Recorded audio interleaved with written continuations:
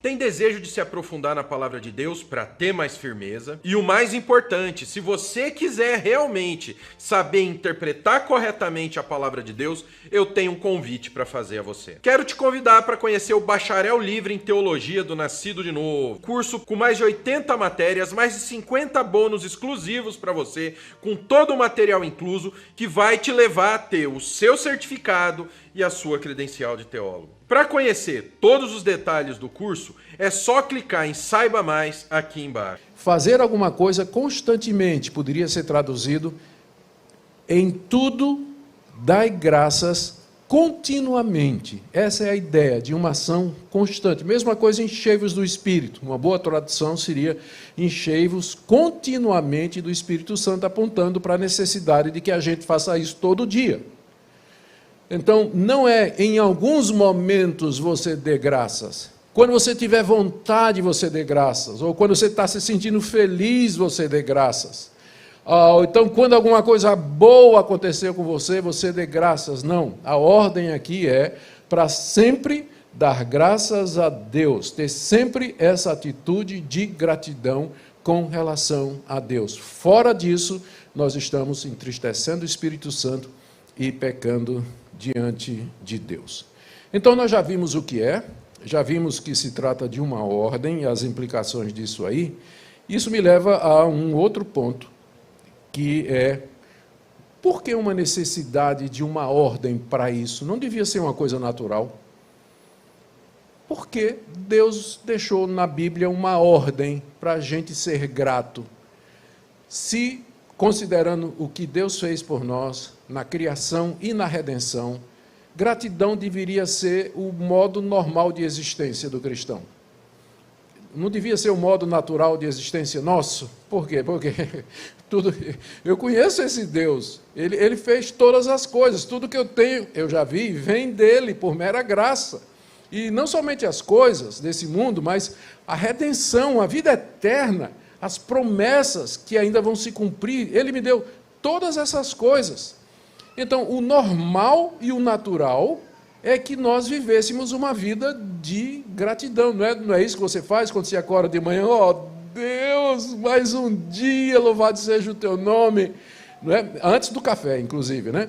Senhor, que bênção, mais um dia. Olha, Deus, eu mal espero ir para o meu trabalho para te agradecer, entrar nesse trânsito maravilhoso de João Pessoa às 7 horas da manhã, louvando o teu nome. É assim que você... Não, né? Não. Eu imaginei que não. Imaginei que não. A ordem existe porque Deus conhece os nossos corações. Quando nós cremos no Senhor Jesus, nós somos regenerados, nos arrependemos, cremos nele para a vida eterna. Isso não significa que Deus tira de nós a nossa natureza pecaminosa. Nós somos justificados pela fé em Cristo Jesus. Deus não nos torna justos, Ele nos considera justos. Ele nos considera justos. E Ele nos trata como justos em Cristo Jesus. Mas a nossa natureza, ela permanece aquela velha natureza pecaminosa, que a gente chama de o velho homem, ou natureza adâmica, já que ela veio por geração ordinária de Adão e de Eva, que a gente chama de pecado original. Então, a tendência do nosso coração é exatamente o oposto da gratidão. Adão e Eva lá no paraíso, eles deveriam ter sido gratos por tudo aquilo que eles tinham, mas eles cobiçaram a única coisa que eles não podiam ter. De onde a gente aprende que o melhor remédio para a cobiça é a satisfação. Se você está satisfeito com sua mulher, você não vai cobiçar do próximo. Se você está satisfeita com seu marido, você não vai cobiçar o marido da próxima, você não vai fazer isso. Então, exatamente pela falta de gratidão e satisfação, é que eles quiseram experimentar aquele fruto lá. E essa é a raiz do pecado. Não é interessante que quando o apóstolo Paulo vai resumir a lei, lá em Romanos capítulo 7, ele diz assim: eu não teria conhecido o pecado se a lei não dissesse, não adulterarás, não cobiçarás. Ele resumiu todos os 10 mandamentos num só.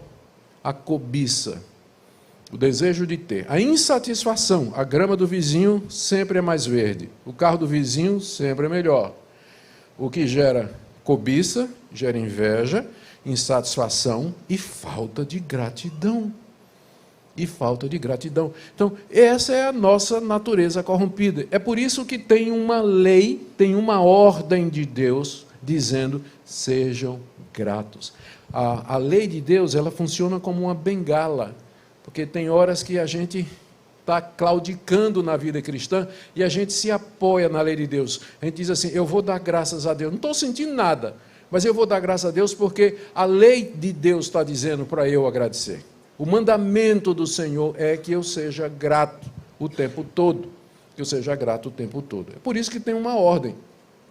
E se tem uma ordem, Deus espera que ela seja obedecida. E ela foi dada por causa da nossa natureza, porque o normal nosso é a ingratidão. Você sabe disso pelos seus filhos, não é? Na verdade, a não ser que os seus sejam diferentes dos meus. A primeira coisa que os meus filhos aprenderam foi: não.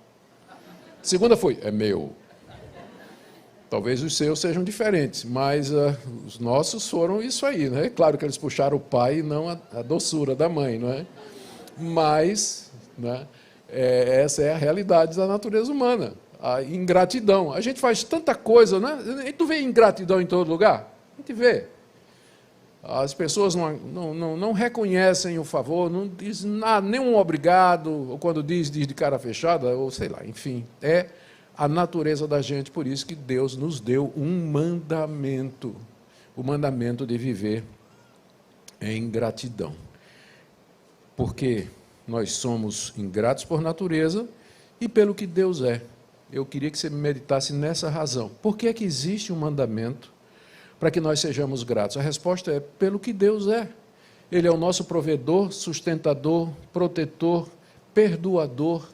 Ele é aquele que cuida de nós. Quanta coisa bonita a gente ouviu. O pastor estava falando aqui, preparando essa mensagem e encorajando vocês, lembrando quem Deus é, o que Ele fez e o que Ele vai fazer.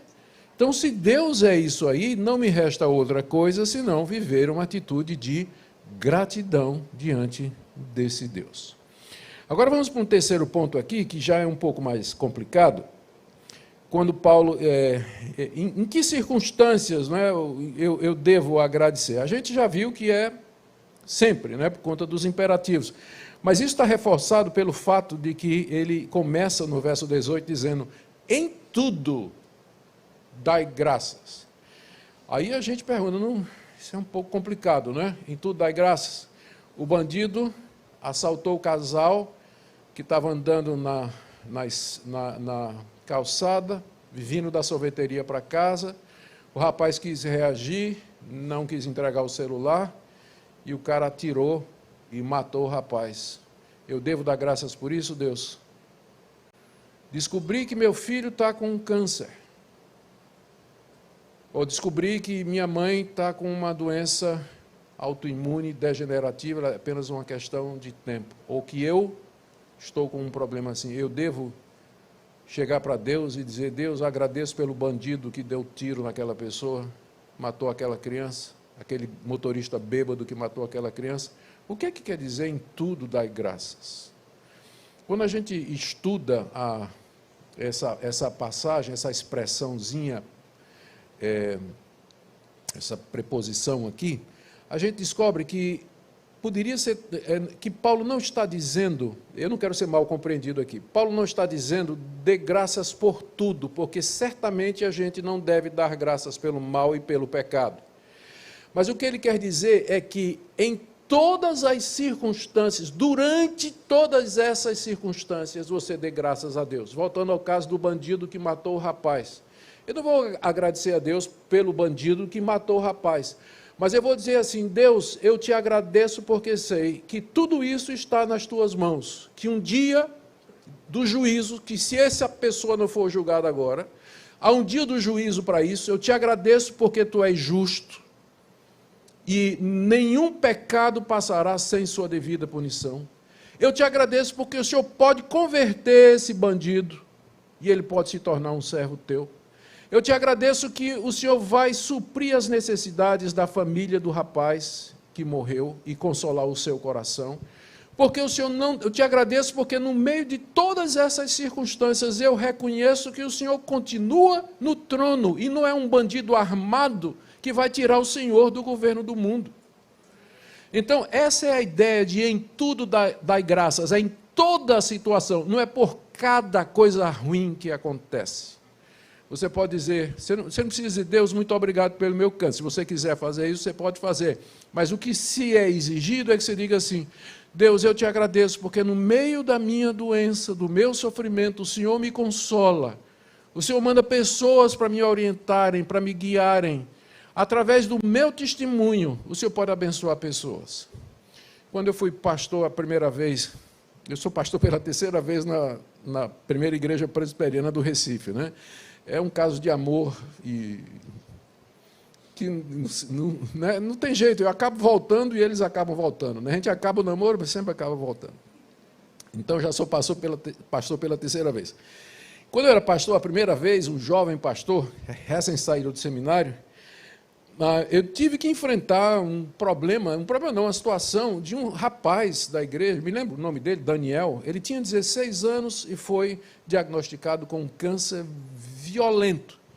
Rapidinho, tratamento quimioterapia, ainda naquele tempo a coisa era bem bruta, né, o tratamento quimioterápico, e ele rapidamente foi decaindo, e as pessoas ficavam perguntando por que daquilo. Era muito difícil lidar com aquela situação toda, especialmente diante da nossa convicção de que Deus é Deus, e que nada acontece fora da vontade e do querer dele.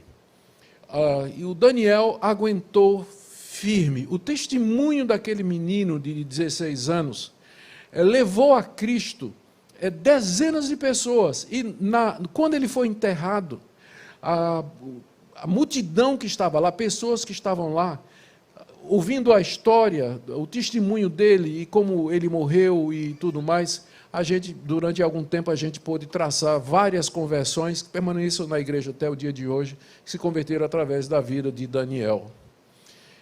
Eu posso não entender todo o propósito de Deus quando o mal bate na minha porta, mas eu posso agradecer, porque Ele vai usar tudo isso para o bem. E é aqui que eu avanço mais um pouco para dizer para você que você só pode cumprir isso aqui de em todas as circunstâncias, em todas as ocasiões, em todo o tempo, dar graças a Deus, se você acreditar em Romanos 8, 28.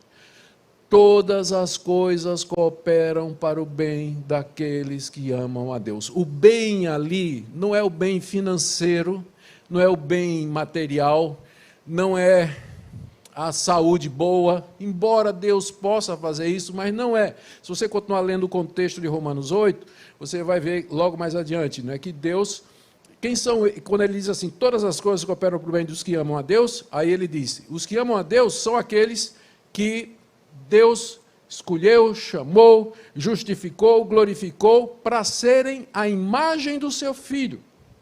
Então, é esse o bem que Deus quer produzir em você e em mim. Que você seja parecido com seu irmão mais velho, que é Jesus.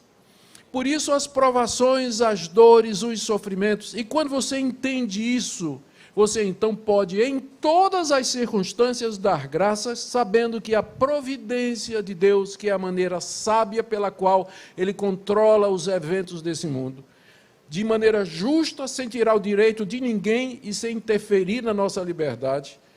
Deus, como Ele é, Ele pode fazer isso. Eu não sei como Ele faz, mas eu sei que Ele faz.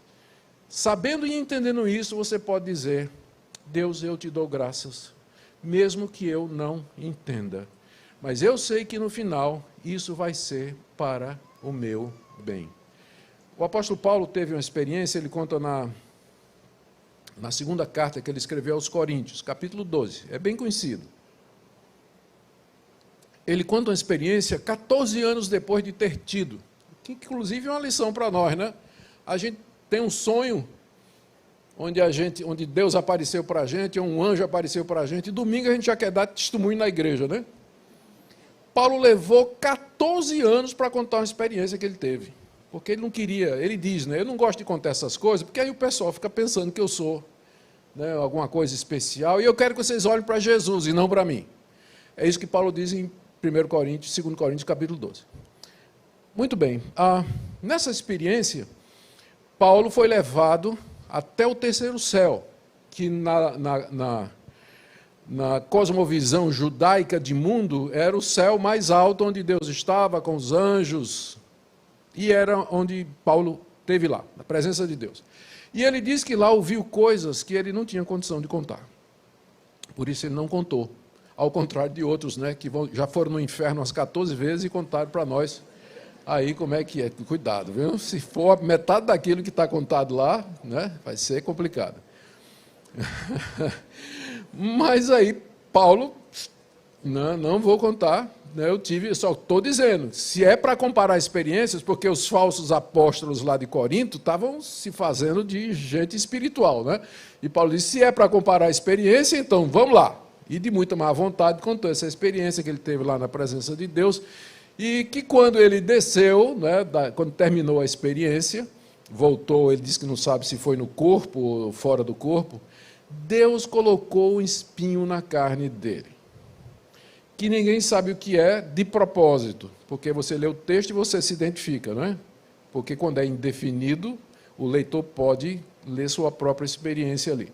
Foi colocado um espinho na carne. O que a gente sabe é que era doloroso, satânico, humilhante, era como se fosse uma bofetada, a ponto de Paulo 3 vezes pedir que Deus tirasse o espinho da vida dele. Paulo orou 3 vezes, presta atenção, não é falta de fé não, porque às vezes o pessoal diz, você pede e não recebe, é porque faltou fé, meu irmão. Não, às vezes não faltou não, às vezes porque a vontade de Deus é outra. A vontade de Deus é outra. 3 vezes ele orou e pediu, e Deus disse, não, a minha graça te basta. Eu tenho uma coisa melhor, Paulo, melhor do que tirar o espinho, é dar graça a você, para que você conviva com ele.